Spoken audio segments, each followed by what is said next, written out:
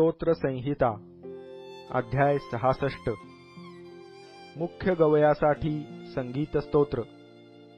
अहो पृथ्वीवरील सर्व लोक हो, देवाचा जय जयकार करा, त्याच्या नावाचा महिमा गा, त्याची गौरवयुक्त स्तुती करा।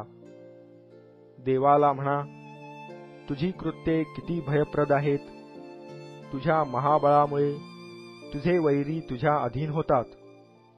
सर्व पृथ्वीवरील लोक तुला नमतील व तुझी स्तोत्रे गातील, तुझ्या नावाची स्तोत्रे गातील।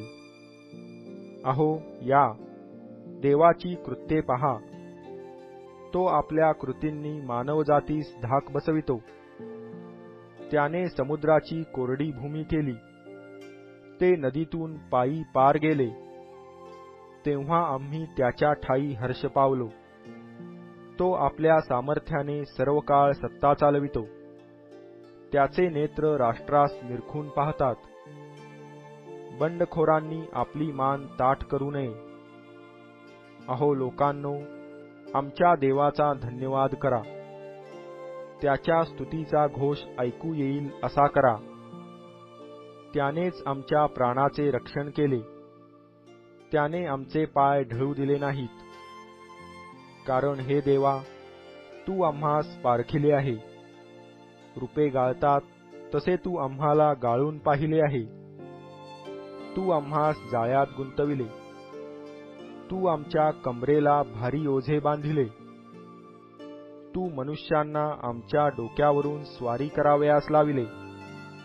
आम्ही अग्नीत व पाण्यात सापडलो, तरी तू आम्हास बाहेर काढून समृद्ध स्थळी आणले।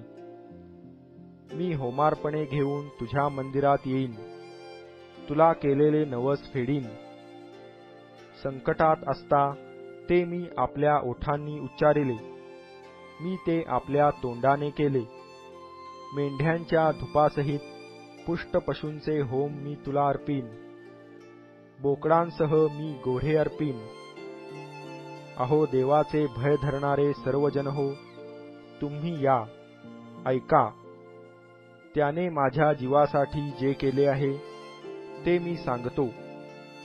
मी आपल्या मुखाने त्याचा धावा केला, माझ्या जिभेवर त्याचे स्तवन होते।